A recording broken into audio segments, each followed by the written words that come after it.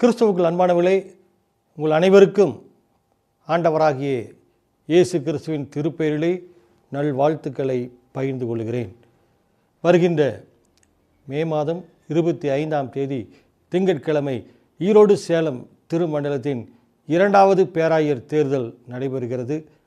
அதில் வாக்கு எண் 6இல் ரெவரண்ட் டாக்டர் ஜே விக்டர்ராஜ் ஆகிய நான் பேராய வேட்பாளராக போட்டியிடுகிறேன் என்பதை தெரிவித்துக் கொள்கிறேன்.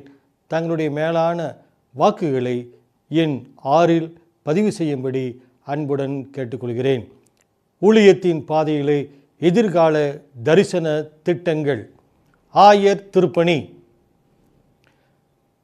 ஈரோடு சேலம் திருமணத்தில் இருக்கக்கூடிய ஆயர்கள் தங்களுக்குள்ளே ஐக்கியத்தை வலுப்படுத்தவும் ஒருவருக்கொருவர் மகிழ்ச்சியோடு ஊழியத்தை சிறப்பாக செய்ய ஊக்குவிக்கப்படுவார்கள். ஆயர் குடும்பங்களுக்கு இபிஎஃப் மற்றும் மருத்துவ காப்பீடு போன்ற திட்டங்கள் செயல்படுத்தப்படும்.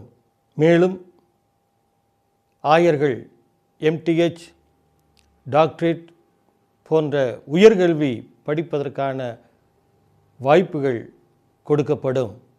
வெளிநாடுகளில் பணி செய்ய விரும்பும் ஆயர்களுக்கு சுழற்சி முறையில் வாய்ப்புகள் கொடுக்கப்படும். ஆயர்களின் ஊதியம் உயர்த்தப்படும். அவர்களின் பணி மூப்புக்கு ஏற்ப ஊதியம் நிர்ணயம் செய்யப்படும்.